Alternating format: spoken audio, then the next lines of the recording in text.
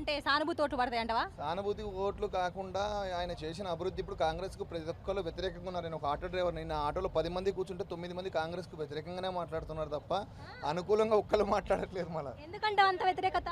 అంటే ఆయన ఏం పనులు చేయట్లే కదండి. ఇప్పుడు మీకు తెలిసి సీఎం గారు ఎక్కిన కానీ ఏమన్నా పనులు చేశారా?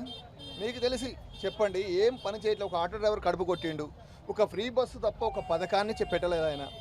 ఆటో డ్రైవర్ల కడుపు కొట్టిండు, ఇప్పుడు హైడ్రా ప్రాబ్లమ్స్ పెట్టి ఉన్న ఇల్లు కూలగొట్టి అదొక ప్రాబ్లం పెట్టిండు. ఆ ఎఫెక్ట్ అనేది ఇప్పుడు ఈ ఎలక్షన్ మీద పడవచ్చు అని నా అభిప్రాయం. తెలంగాణ రాజకీయాలు మొత్తం జూబ్లీస్ మీద పడే అవకాశం ఉందంటారా? చాలా వరకు ఉన్నదండి. ఇది గెలిపోవడం ఇద్దరికి పోటాపోటీకి ఎందుకు తీసుకుంటారంటే ఇప్పుడు కాంగ్రెస్ గెలిస్తే కాంగ్రెస్కి బీఆర్ఎస్ ఇద్దరు సమతుల్యంతో ఉన్నారు కనుక ఇది వాళ్ళకి ఇజ్జత్కి సవాల్ అయిపోయింది. కంపల్సరీ గెలుపు కోసం ఇద్దరు కృషి చేస్తున్నారు. లోకల్ నాన్ లోకల్ అని చెప్పేసి కూడా ఒక మాట నడుస్తుంది. గోపీనాథ్ గారు లోకల్ నాన్ లోకల్ అనే విషయం కాదండి. లోకల్ నాన్ లోకల్ కాదు. ఇక్కడ ఉన్న వాళ్ళు ఏం చేస్తున్నారు, బీఆర్ఎస్ పార్టీ నుండి కేసీఆర్ను చూసి ఓట్లేస్తారు, లోకల్ నాన్ లోకల్ చూడరు.